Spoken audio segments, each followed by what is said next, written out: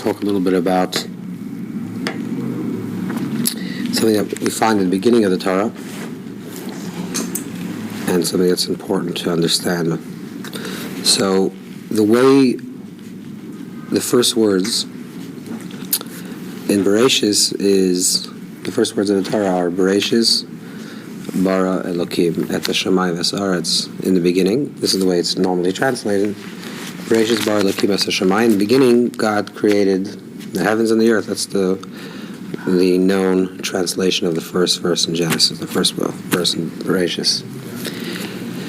But if you look at the Hebrew, it actually doesn't say that, because Bereshis means in the beginning.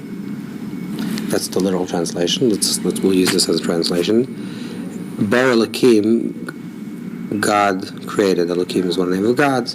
Bar Elokim, God created. But if you say the words Bereshis together, Bereshis Bar Elokim, in the beginning God created, that already suggests that there was a creation of a beginning before the creation of the beginning. Because who created the beginning? It says in the beginning, which means that there was already a beginning. Mm-hmm. And in the beginning God created, which suggests that there's already a beginning before the creation. For this reason, the correct way would have been, if you want to say that God created the beginning, the correct phrase would not be Bereshis Bar Elokim, but it would be Elokim Bara Bereshis. Elokim, God, created the beginning. And for this reason, the sages tell us that in the first time that the Torah was translated into other languages, and the sages were asked to translate the Torah, instead of translating the Torah Bereshis Bar Elokim, they wrote it in a way that Elokim Bar Bereshis. But that still begs the question. So it was a miraculous event, and everyone that translated the same way. Each one was put in a separate room, and they were asked to translate, and they all translated the same way. But it still begs the question of why the phrase itself is Bereshis Bar Elokim, not Elokim Bara Bereshis. Why God created the beginning, not in the beginning God created. So what is the word Bereshis? And for this reason, we'll understand this on multiple levels. But for this reason, the simple interpretation which Rashi gives, which is the classic commentator on the Torah, Rashi says that Bereshis is not in the beginning, but for a quote-unquote beginning. Bereshis means for a beginning, Bar Elokim, God created. So the Torah is not saying that the world was created in the beginning, but for a beginning. What is a beginning? So Rashi says there are two things in the Torah that's called Bereshis, beginning, the Torah and Israel. So Bereshis means for the Torah, for Israel, the world was created. So instead of reading it as Bereshis Bar Elokim, in the beginning God created, we're saying that it was for a beginning. So if we understand it this way, and this is the way we're going to use Rashi, and we're going to see the way it's understood Kabbalistically, but if we understand that the Torah is really describing for a beginning, or as the Targum, the original translator of the Torah, says, b'chachmasa, with wisdom. So the world was created for the purpose of revealing wisdom, or with wisdom the world was created. So the Torah is actually not describing the how of creation, but describing the why of creation. And it's a very big difference how we understand the description of the Torah.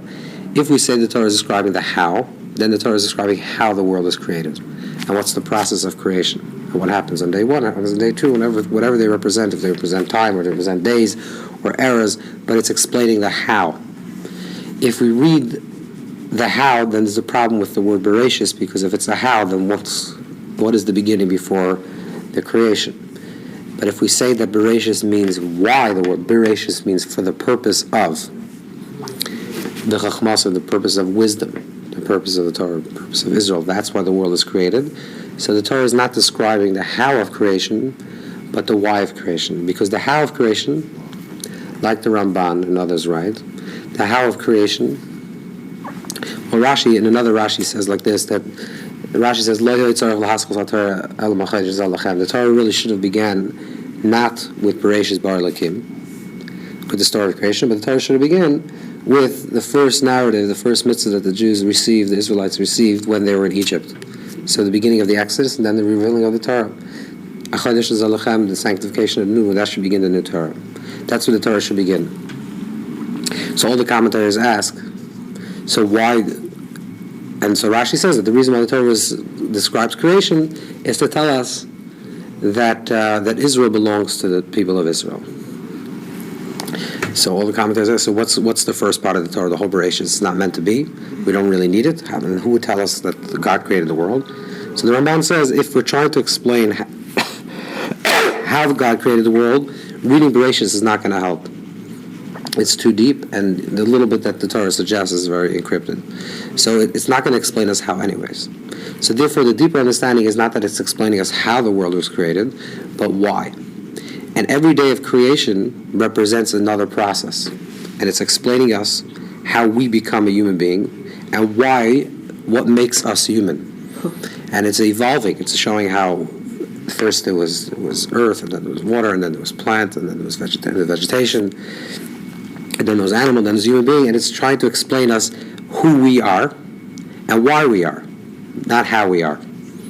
It's not a book of science to tell us how the world was created, but why we're created and what's our purpose that we are created now. But that's what really Bereshis is about. So it's about the how. It's about the why, but not the how. So what does the word Bereshis tell us? Bereshis tells us that Bereshis Bar Elokim, Bereshis, for the purpose of Reshis, for revealing the one. Reshis also comes from the word Rosh, which is one, or the head, for revealing the head, which on a Kabbalistic level, the word head refers to Chachma. So Bereshis Bar Elokim, in the beginning, for the purpose of revealing the beginning, revealing wisdom, that's why the world was created. Bar Elokim, and now it's going to explain how the wisdom is being revealed in creation. And that's the process of the days of creation, explaining how this wisdom is revealed and how we're supposed to receive that wisdom. So what is our purpose then? Our purpose really is to find the wisdom within creation. Now the Zohar writes that Bereshis Bar Elokim, the words Bereshis Bar Elokim, which means in the beginning God created, means in the beginning it's reading it as in, but saying that Bereshis is the Ein Sof, which is the infinite, which is also Chachma and Timsa, that's also connected with wisdom, with Chachma. Bereshis bara Elokim, in the beginning, the Ein Sof created Elokim, which means Elokim is God, but Elokim is God is the way it's plural, right? Elokim is in the plural language. Elokim has the same numeric value as nature. In the entire first chapter of Bereshis, the name Elokim only appears. The name Hashem does not appear, and it appears 32 times. So Elokim is connected with Hashem, with God, as it is expressed through nature. And then in the chapter 2, or when it later talks about the revelation of the Torah, it says Anochi Hashem Elokecha, I am Hashem Elokecha. So Hashem is the infinite, and Elokim Elokecha is the finite, which is connected to the natural, that's why when it talks about the creation of man in chapter number 1, where mankind does not yet receive, he blew into his nostrils a breath of light, he does not yet receive an neshama, a soul, which is from a higher dimension, man is still connected with the world of Elokim. And that's why Elokim created man, the first story. As you know, there are two stories in the creation of Adam and Chava and Adam and Eve. There's two narratives. In the first narrative, Adam and Eve are created simultaneously, and they don't receive a soul. In the second narrative, Adam is created first, and then Chava is created afterwards, and they receive a soul. But there it's B'yom bara Hashem Elokim. There Hashem Elokim is creating, which means that there's a new dimension given into creation. Hashem is the infinite. Elokim is connected with the finite. Hashem is the spiritual, the manifestation of spirituality, and Elokim is the manifestation of Hashem within the physical. So Bereshis Bar Elokim means Bereshis, the Ein Sof Chachma, bara Elokim, created Elokim. And Chachma is the wisdom, the infinite created Elokim, and then Elokim created S, which is also an allusion to S, which is the Aleph, the Taf, Es HaShamayim, so the alphabet, which is, we spoke many times, which is the original vibration of creation. And then a Shemayim Aretz, then there's sound, there's Shemayim, and there's Aretz, there's earth. there is heaven and earth. So Bereshis Bara Elokim as a Shemayim as Aretz is a creation of the infinite creating Elokim, which is using the alphabet, which is the sounds and the vibrations, which eventually gives rise to the physical and spiritual matter of Shemayim and Aretz. That's why also, incidentally, the first letters of Bereshis Bara Elokim Es HaShamayim V'Aretz, the 7 letters of those 7 words, in total is the numeric value of 22, which is the 22 alphabet again. So the idea of Bereshis Bara Elokim is that at the beginning, the Ein Sof creates Bara Elokim. So what does this mean to us? What is it trying to tell us? It's not trying to tell us how, but it's trying to tell us why.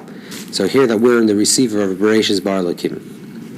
And on a deeper level, Bereshis means in the Reshis Bara Elokim, right? In the Ein Sof there was a revealing, and Bara also means an externalization of Elokim, which means the finite became revealed within the infinite.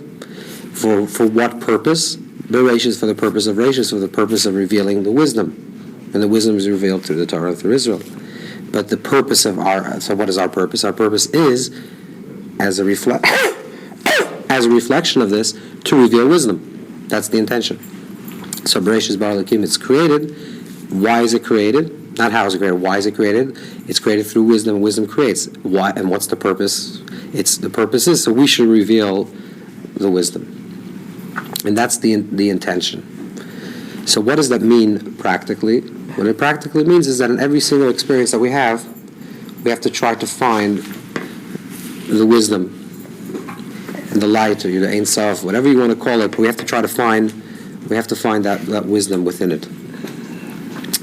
There's something interesting that we'll just veer off for a moment, that we spoke also on Shabbos a little bit, which is the Zohar on the portion of Noach. Thank you.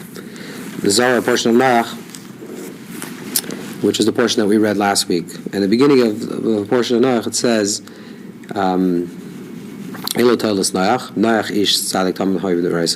these are the chronicles, these are the offsprings of Noach. Noach was a righteous man in his generation. So we find the word Elotodas Noach, that the word Noach appears with Noach. Noach is Noah. So Elotodas Noach. You have two names together, right? His name double. So the Zohar says that we find this with all the people, all the great, not all, but many of the great tzaddikim that we find in the Torah. We find the same thing that we have Avram, Yaakov, Moshe, that they appear in together, like Elotodas Noach, then Noach, or Moshe. In the Torah, in the Torah. So we find Avram, and Yaakov, and Moshe. We don't find this with regards to Yitzchak. We don't have anywhere in the Torah that says Yitzchak and then Yitzchak. So the Zohar wants to understand why. And basically what the Zohar says is like this, that every single person, most people are one-dimensional. One-dimensional means that they function on a very physical plane. Something happens to them, they interpret the event as it happens. Someone says hello to them, they interpret it as it's presented to them on a very immediate, existential, physical level.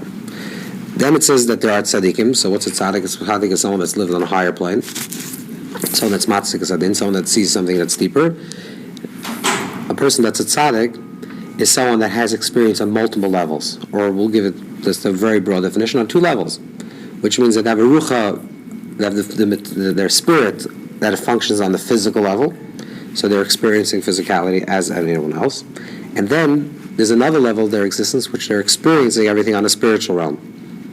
So something happens to them, or let's assume that you're a tzaddik, something happens to you, and you experience this event. So you see it as it is, which is one thing. Okay, this is what happened. This is someone's free choice. Because of that, you're the recipient of this person's actions.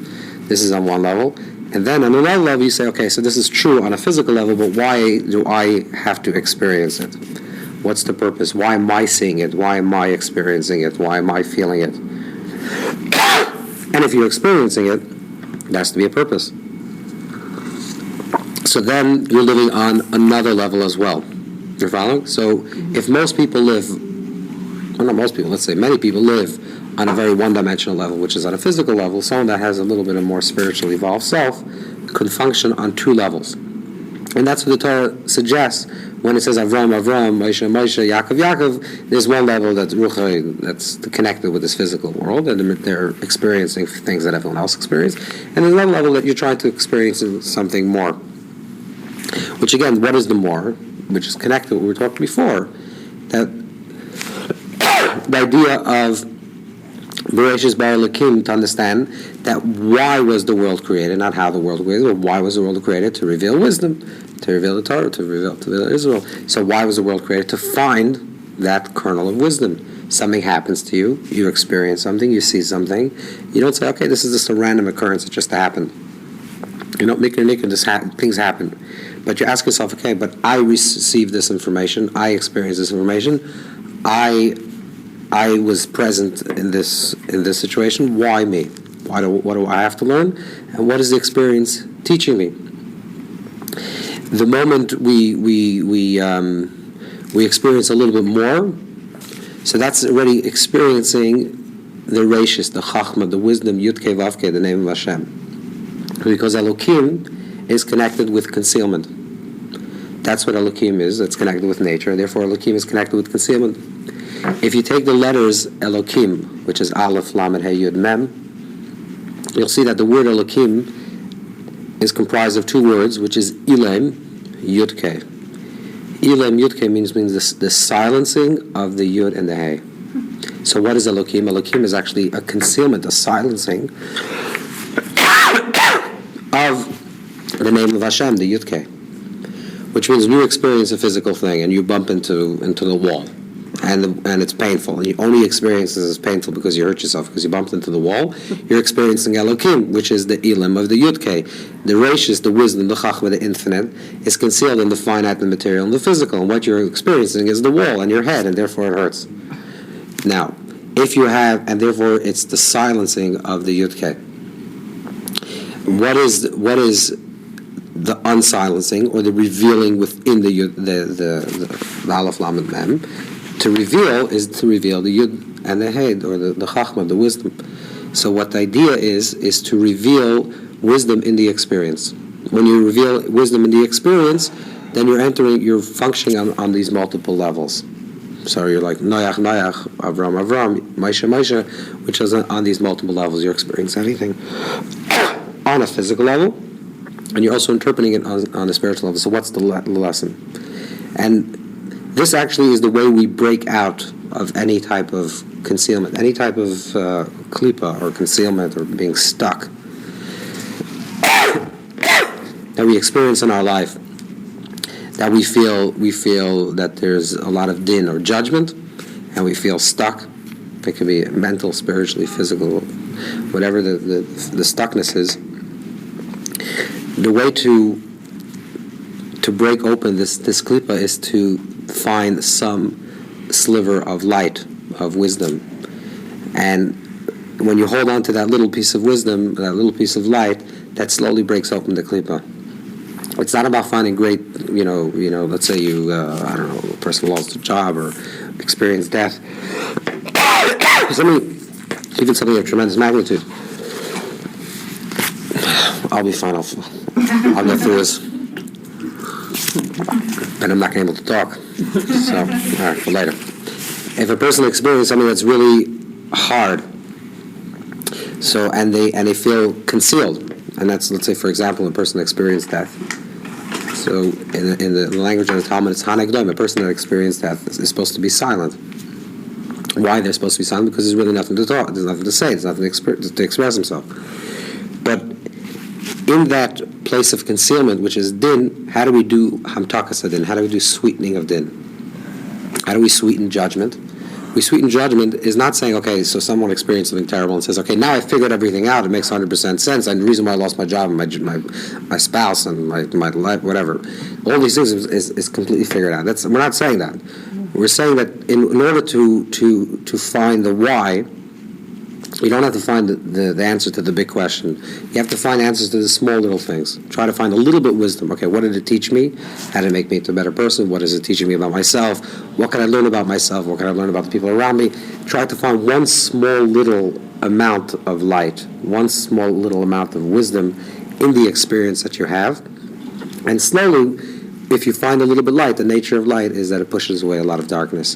But you're not trying to find the big question. And that's why a lot of people get stuck. They get stuck in a way that they can unstuck themselves because they're trying to find the big answer to the big question. They're trying to find the one big answer to the big question, and they're in a bad situation. So they're saying, okay, let me figure out what is that big answer to that question, and it's hard to find the big answer in one shot. We're not saying that tzaddik sees that it is without going through that mental exercise. No, they just see that. A perfect tzaddik would be someone that sees it constantly, always. But that's a tzaddik cover. Correct. But even a person that's not in a full level of tzaddik is someone that understands that there are two levels. Is someone that is able to break free from the one level into the second level, to able to see some wisdom. That's the way slowly things start unveiling themselves and start revealing themselves, and going from a place of Elohim to Hashem. And that's the process. So the process is to hold on to small things, to find a little bit of things. And that's the purpose. That's the why of creation. To find the rashis, to find the chachma, to find the Ein Sof, to find the Yud-Kei Vav-Kei, to find infinity, to find that aspect within the finite experience that we have, and slowly to break open the Elohim, to reveal that Hashem hu Elohim, that Hashem is Elohim, and there is no concealment, right? And that's the ultimate expression of Hashem. Is that what Joseph did then? Because there is no repetition of his name, he was revealing. Okay, so what the Zohar says is that the person that we don't find, Yosef is different, but the person we don't find in terms of, because we find Avram, Yitzchak, Yaakov, and Moshe, so the one obvious person that we don't find is with Yitzchak, right? So we don't find with Yitzchak. So the Zohar says something very interesting. The Zohar says that the reason why we don't find with Yitzchak is because Yitzchak, Isaac, went up to the Akedah, right?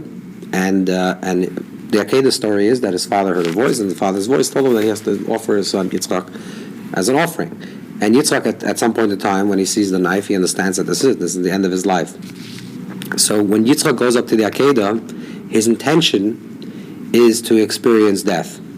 He understood that he's going to die, whether it's a spiritual death or ecstasy, but he understood that his life on this planet is over. So therefore he gave himself over with his kavanah, his intention, as if he's going to die. Because he gave over his intention if he's going to die, so the Zohar says it's as if he died. And once he experiences as if he experienced death, then there is no longer two dimensions, there's only one dimension. He only sees the bigger picture.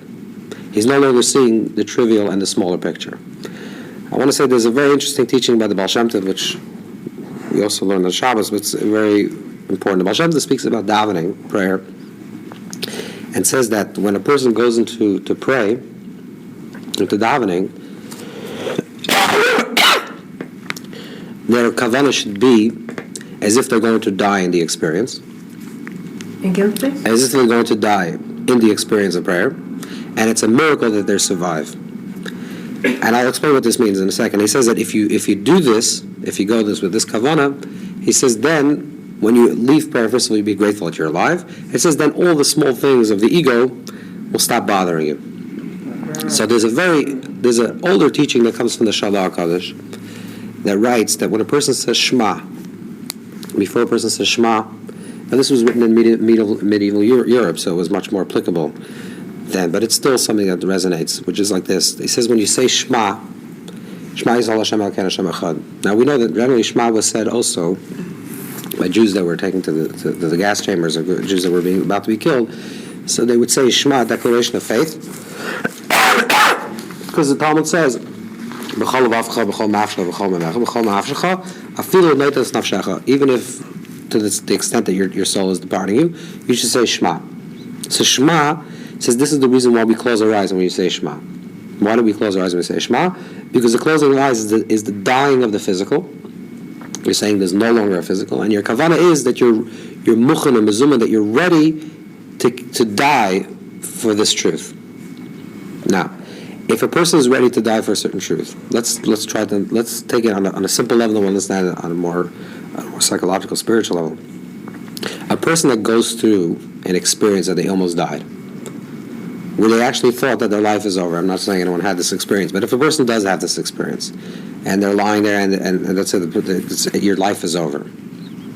I don't know. You're God forbid you're on an airplane and it's going down. I guarantee you that if somehow you survive, but you knew that you thought you're gonna die, and you 100% were comfortable with the fact that your life is no longer gonna continue, and you somehow survive, I guarantee that all the things that bothered you before, all the petty little things, and my ego was hurt, and this person didn't say hello to me, this person didn't say goodbye to me, this person was nice to me, all these things will become completely trivial and nonsense. So this is on a physical level. Now, the truth is, on a very simple truth, we actually don't know. We know everyone hopes to live to 120, everyone should have a long life. But that's one thing. But the Baal Shem Tov is saying is like this, that if you enter into davening, you enter into prayer, into kavanah that you're actually, as if this is the end of your life, and you're ready to sacrifice. Now, it doesn't mean literally you're going to, because God willing, you'll survive the prayer and you're going to be fine. But in your kavanah, your intention, is as if your life can be over and you're okay with it, and you can completely surrender.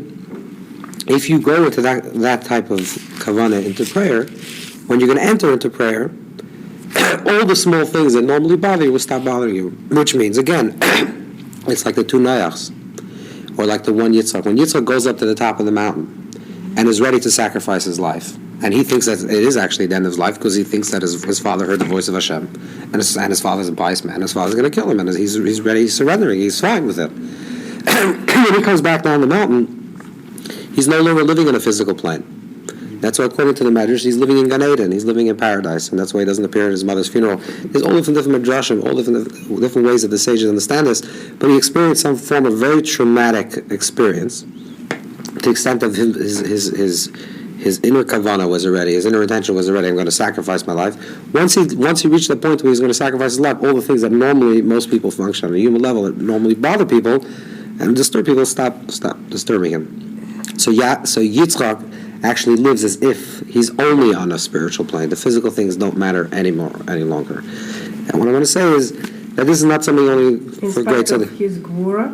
Well, the gvura is another thing. We'll talk about it. That's another conversation. But however, he managed to get married. That's another thing. So do we have like a balance? Okay, that's another conversation. That has to do with his father finding a wife, but we're talking about the concept, and the idea is not to be on that one dimension. That's we're not saying that.